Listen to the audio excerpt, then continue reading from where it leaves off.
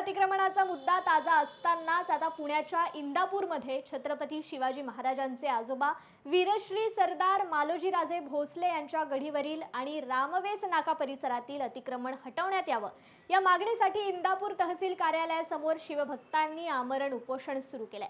इंदापूर नगरी ही छत्रपती शिवाजी महाराज यांचे आजोबा वीरश्री मालोजीराजे भोसले यांची जहागिरी होती। याच भूमीत वीरश्री मालोजीराजे भोसले यांना वीर मरण आलं। या ठिकाणी त्यांची गढी असून या गढीवर मोठ्या प्रमाणात अतिक्रमण झालंय। हे अतिक्रमण काढावं यासाठी आता शिवभक्त आक्रमक झालेले पाहायला मिळतात।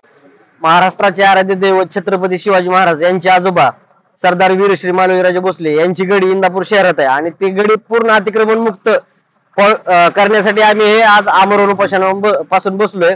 तर शासनाला एवढीच विनंती आहे की मालोजीराजांची गढी अतिक्रमण मुक्त करून मिळावी आणि तसंच रामवेस हे मालोजीराजांच्या काळातलीच वेस आहे आणि त्याच्यावरच अतिक्रमण काढून वेस मुक्त करून आम्हाला नवीन बांधून देण्यात यावी।